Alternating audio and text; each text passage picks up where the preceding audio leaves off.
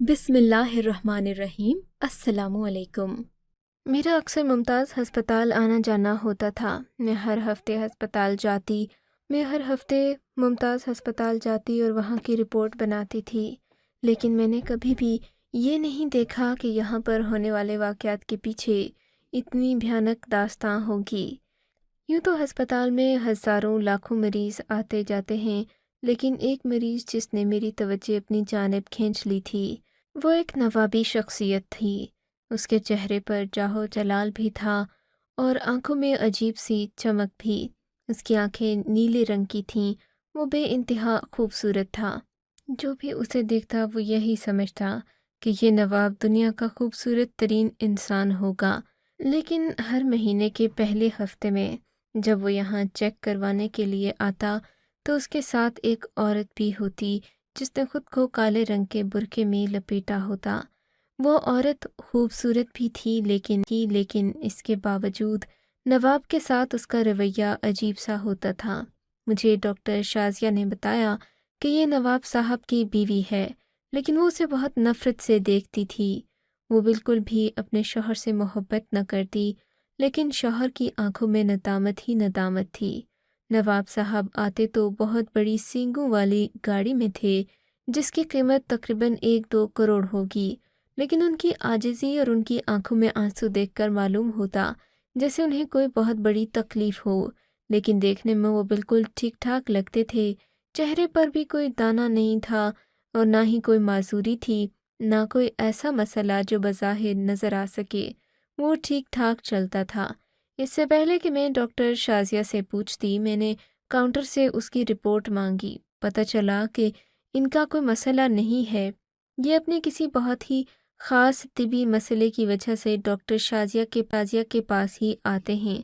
इसके अलावा उनकी ज़िंदगी में कोई बीमारी या फिर कोई आर्ज़ा नहीं था, ना शुगर, ना ब्लड प्रेशर।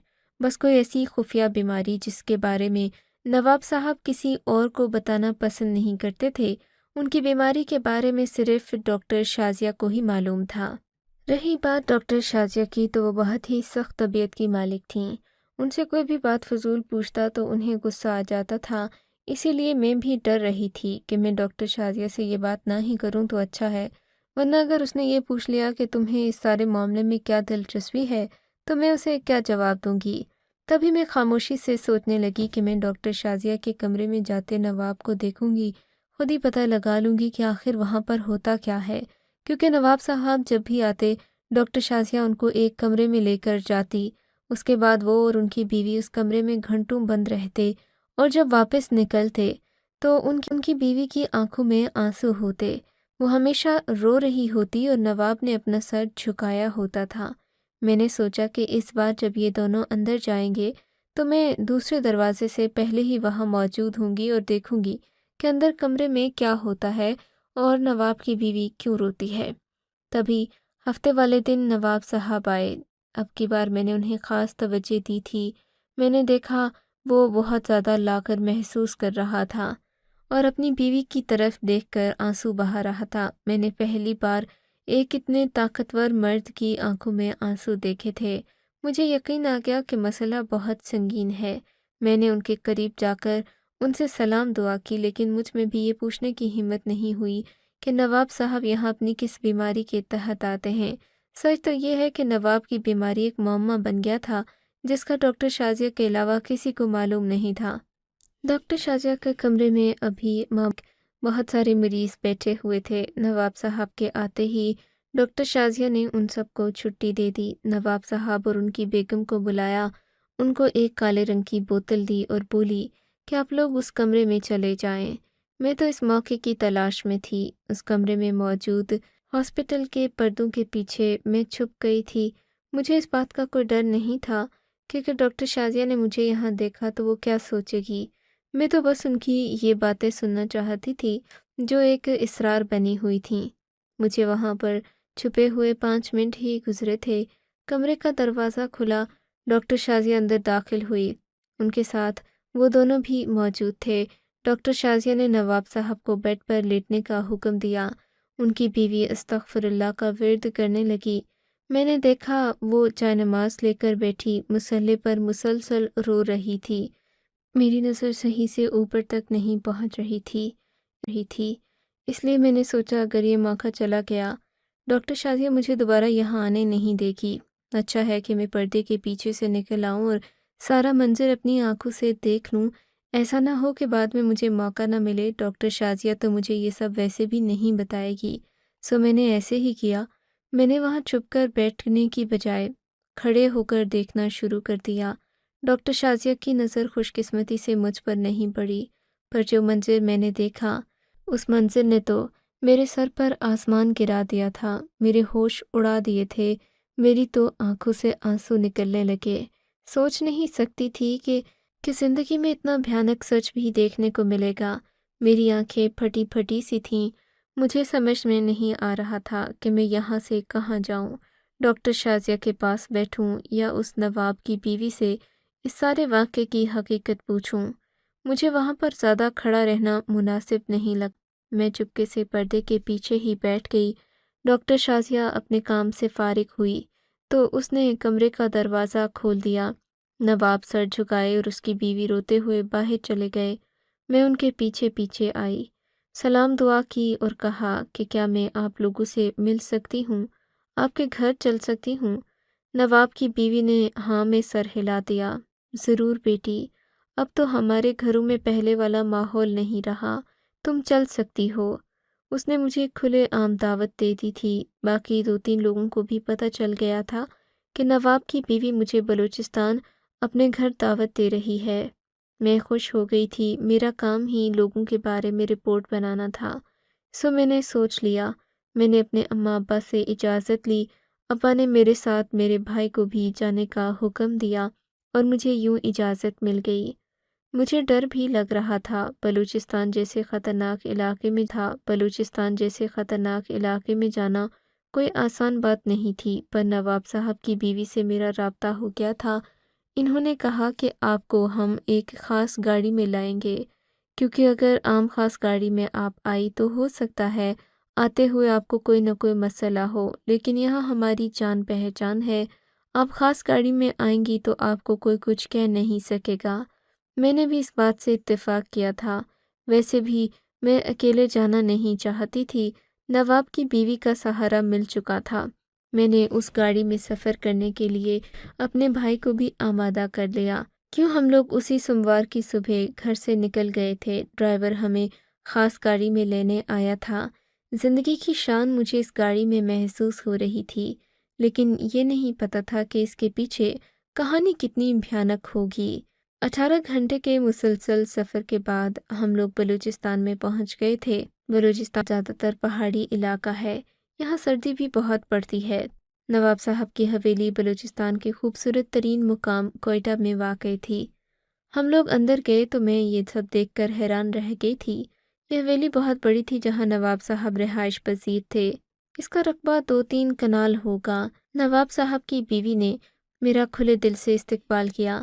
میں گئی تو کہنے لگیں کہ میں آپ کی مہمان نوازی میں کوئی کسر نہیں چھوڑنا چاہتی، اس لیے آپ کو اگر یہاں پر کوئی بھی کچھ بات کہہ دے تو آپ برا مت مانیے گا۔ اس کی بات مجھے بعد میں سمجھ آئی تھی۔ میں نے دیکھا یہاں پر کوئی عورت بھی گھر سے باہر نہیں آتی، سب عورتیں اپنے اپنے کمروں میں ہوتی ہیں یا اپنے اپنے گھروں میں۔ کسی عورت میں اتنی ہمت نہیں تھی کہ وہ مردوں کے ساتھ باہر بازار میں گھومے پھرے یا پھر اپنا قدم گھر سے باہر نکالے۔ یہ نواب صاحب کی بیوی ہی تھی جسے باہر آنے جانے کی اجازت تھی۔ حویلی کے اندر کا منظر دیکھ کر میری تو حیرت کی انتہا نہ رہی تھی۔ میں نے دیکھا یہاں پر ایک لمبی سرنگ بنی ہوئی تھی۔ سرنگ بہت تنگ تھی اور زیر زمین تھی۔ سرنگ کے آگے کئی چھوٹے چھوٹے کمرے بنے ہوئے تھے۔ ان کمروں کو دیکھ کر مجھے موت کا احساس ہو رہا تھا۔ یہ کمرے نہیں، چھوٹی چھوٹی غاریں تھیں، مٹی سے بنائی گئی۔ ان غاروں کے اندر اگر انسان چیختا چلاتا بھی تو کسی کو پتہ نہیں چلنا تھا کہ یہاں پر کوئی موجود ہے۔ وہ بہت خوفناک اور وحشت ناک غاریں تھیں۔ ایک غار کے اندر میں پہنچی، نواب صاحب کی بیوی نے مجھے کہا کہ تم اندر جا کر دیکھو، اور پھر اسی لمحے اس نے مجھ پر غار کا دروازہ بند کر دیا۔ میرے تو ہوش اڑ گئے۔ باہر کھڑی وہ بالکل ساکت سی ہو گئی تھی۔ مجھے سمجھ نہ آئی کہ ہوا کیا ہے، اس نے مجھے اتنی خوفناک جگہ پر بند کیوں کیا ہے۔ میرا تو دل بیٹھنے لگا، آنکھوں سے آنسو نکلنے لگے۔ میں سمجھ گئی تھی کہ یہاں سے نکلنا تو ناممکن ہے، باقی کی زندگی میں یہاں پر سڑ سڑ کر گزار دوں گی، لیکن کیا یہ ان کی مہمان نوازی کی شان کے خلاف نہیں تھا کہ ایک نہتے مہمان کو انہوں نے ایک قید خانے میں بند کر دیا؟ یا اللہ، میرا کیا قصور تھا؟ میں تو یہاں پر صرف یہ کہانی سننے کے لیے، جاننے کے لیے آئی تھی۔ میں نے تو ان سے کوئی زبردستی بھی نہیں کی۔ میں چیخنے لگی، چلانے لگی، پر کسی تک میری آواز نہیں گئی۔ نواب کی بیوی نے مجھ سے کوئی بات نہیں کی، چپ چاپ اس نے میرے منہ پر ہی دروازہ بند کیا اور وہ وہاں سے چلی گئی۔ چیخ چیخ کر میرا حلق خشک ہو گیا تھا، لگتا تھا جیسے میں ابھی مر جاؤں گی۔ تقریباً 1 گھنٹے کے بعد نواب کی بیوی دوبارہ میرے سامنے آئی۔ اس نے جیل کا دروازہ کھولا۔ میں ہانپتی کانپتی باہر آئی۔ میرا تو سانس پھولا ہوا تھا۔ میں وہاں سے بھاگنے لگی۔ اس نے مجھے آواز دی، رک جاؤ تم یہاں اس نے مجھے آواز دی، رک جاؤ تم یہاں سے بھاگ نہیں سکتی۔ میں اگر کہوں، میرے حکم پر تمہیں اس غار کے سب سے بھیانک خانے میں پہنچا دیا جائے گا۔ میں رونے لگی۔ آپ ایسا کیوں کر رہی ہیں؟ میں نے تو آپ کو بہت اچھا انسان سمجھا تھا۔ میں نے سوچا بھی نہیں تھا کہ آپ میرے ساتھ ایسا کریں گی۔ میری بات سن کر وہ ہنس پڑی۔ ہاں تو کیا ہوا؟ یہاں پر آنے والی ہزاروں لڑکیوں کے ساتھ یہی تو ہوتا ہے۔ لڑکیاں، مرد، عورتیں، یہاں سبھی کے ساتھ تو ایسا ہوتا ہے۔ ہوتا ہوگا، پر آپ نے مجھے یہاں کیوں بند کیا؟ میں نے کیا بگاڑا تھا آپ کا؟ میں نے تو آپ کی شان میں کوئی گستاخی بھی نہیں کی۔ ارے تم تو ڈر گئیں۔ نواب کی بیوی میرے سامنے ہنس رہی تھی اور اس وقت وہ مجھے دنیا کی ظالم ترین عورت لگ رہی تھی۔ میں نے تمہیں یہاں اس لیے بند کیا تھا تاکہ تمہیں ان لوگوں کا احساس ہو جو یہاں پر بند کر دیے جاتے ہیں، جن سے ان کا جرم بھی نہیں پوچھی جاتی ہے۔ یہ سن کر میرے 14 طبق روشن ہو گئے تھے۔ میں نے تو تمہیں یہاں صرف سبق سکھانے کے لیے بند کیا تھا تاکہ تم ان لوگوں کا درد محسوس کر سکو۔ آخر کو تم یہ کہانی جاننے آئی ہو تو تمہیں اس کی درد کا تو پتہ ہونا چاہیے، ان لوگوں کا جو یہاں پر لائے جاتے ہیں بنا کسی قصور کے۔ جی یہ تو ہے۔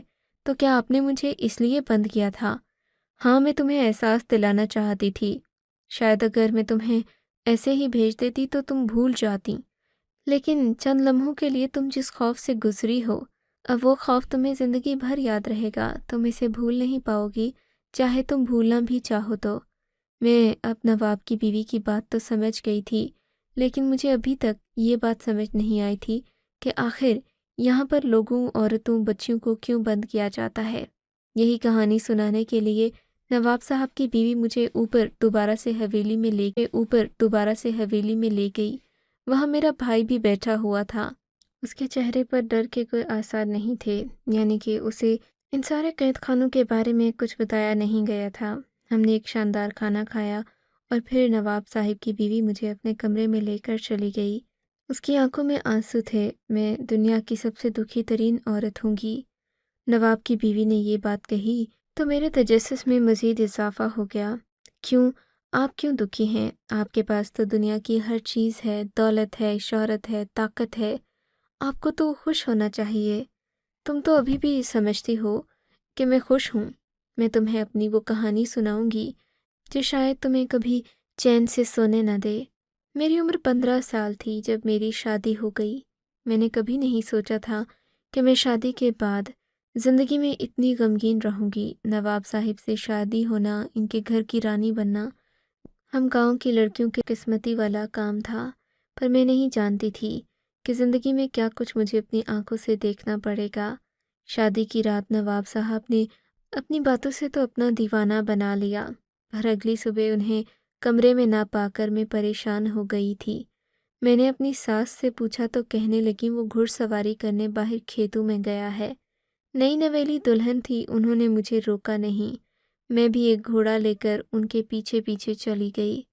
وہاں جو کھیت میں منظر دیکھا، مجھے حیران کرنے کے لیے بھی اور رلانے کے لیے بھی کافی تھا۔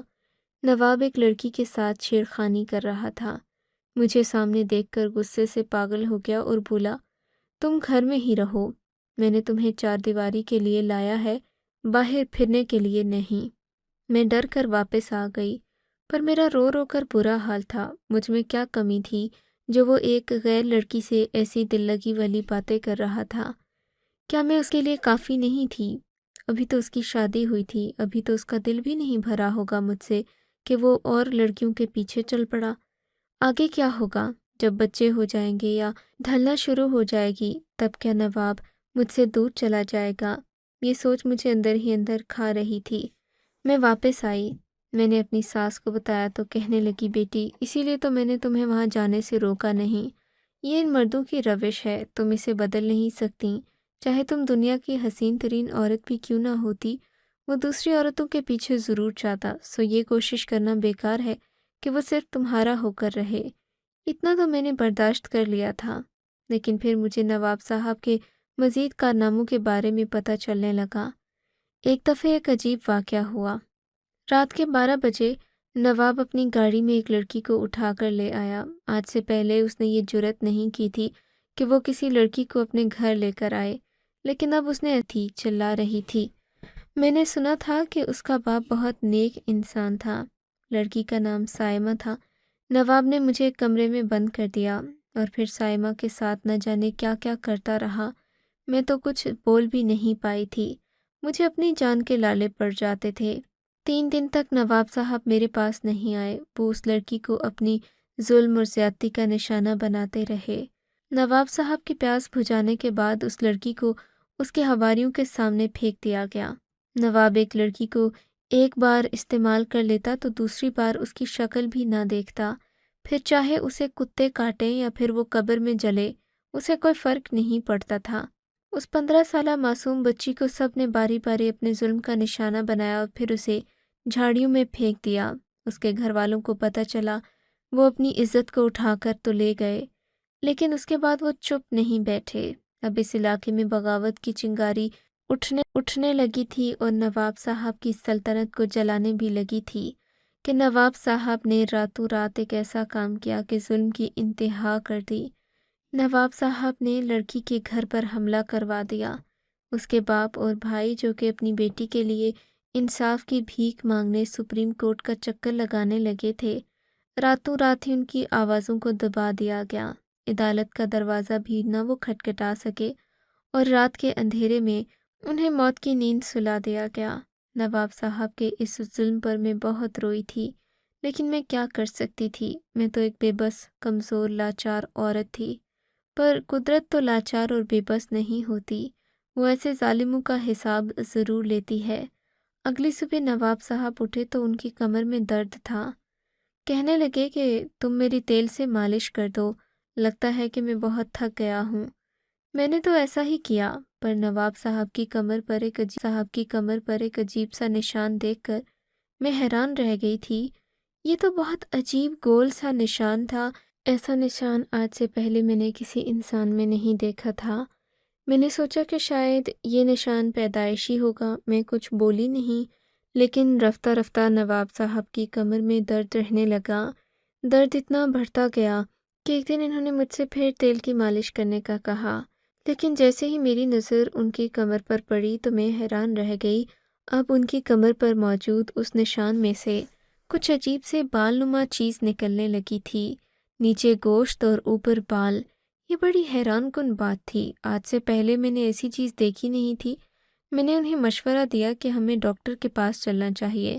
اگر ہم ان چیزوں کا علاج خود سے کرتے رہیں گے تو کیا پتہ ہم ایسا نہ کر پائیں، سو ڈاکٹر کے پاس جانا چاہیے۔ نواب صاحب خود بھی اس تکلیف سے تنگ آ چکے تھے۔ وہ ڈاکٹر کے پاس گئے، دیکھا تو انہیں یہ چیز عجیب لگی۔ آج سے پہلے ایسا دانہ یا پھر ایسی چیز کبھی انسان کے جسم پر نہیں نکلی تھی، لیکن یہ عجیب چیز تھی۔ خیر ڈاکٹر نے دوائیاں دیں، نواب صاحب گھر آ گئے، پر دوائیوں سے کوئی فرق نہ پڑا۔ رفتہ رفتہ وہ چیز بڑھتی چلی گئی، یہاں تک کہ وہ ایک مکمل دم کی شکل اختیار کر گئی۔ اب نواب صاحب کی کمر کے پیچھے کتے جتنی ایک دم تھی، جسے دیکھ کر ایسا لگتا جیسے کوئی انسان نہیں بلکہ جانور ہو۔ نواب صاحب اب کمر کے بل سو بھی نہیں سکتے تھے، سوتے تو انہیں درد ہوتا اور ہر وقت جاگ کر وہ زندگی گزار نہیں سکتے تھے۔ سو وہ ہمیشہ الٹا لیٹتے اور زندگی بھر ان کو یہ تکلیف رہی۔ ڈاکٹر کے پاس جاتے تو یہی جواب ملتا کہ ہم اس بیماری کا علاج نہیں کر سکتے۔ یہ اللہ کی طرف سے نواب صاحب کو دی گئی سزا تھی، جو کہ ان کے ظلم کے بدلے تھی۔ اس دم کے نکلنے کے بعد انہوں نے کسی لڑکی کی طرف ہاتھ بڑھانے کی جرت نہیں کی۔ نواب صاحب نہ کرسی پر بیٹھ سکتے اور نہ ہی لیٹ سکتے تھے، کیونکہ جیسے ہی دم کسی چیز سے لگتی انہیں سخت درد ہوتا تھا۔ نواب صاحب کی اس مشکل اور پریشانی میں نے ان کا ساتھ دیا، لیکن مجھے ان کے جرائم سے اور ان ظلموں سے نفرت ہے جو انہوں نے لوگوں پر کیے اور جو ان کی اس حالت کا سبب بنے۔ لیکن اب تم جا کر یہ بات ساری دنیا کو بتانا، اگرچہ یہ کہانی صرف میرے تک ہی محدود رہے گی، لیکن جن جن کو تم جانتی ہو ان کو یہ بات ضرور بتانا، تاکہ انہیں بھی معلوم ہو کہ ظلم کبھی بھی انسان پر معاف نہیں ہوتا، اس کا بدلہ، اس کی سزا کبھی نہ کبھی مل کر رہتی ہے، چاہے انسان کتنا ہی طاقتور کیوں نہ ہو۔ آپ کو اگر یہ کہانی اچھی لگی ہے تو اس ویڈیو کو لائک کیجیے اور اس طرح کی مزید کہانیاں سننے کے لیے ہمارے چینل کو ضرور سبسکرائب کیجیے۔ کہانی سننے کا شکریہ۔ آپ سے ملاقات ہوگی اگلی ویڈیو میں، تب تک کے لیے اللہ حافظ۔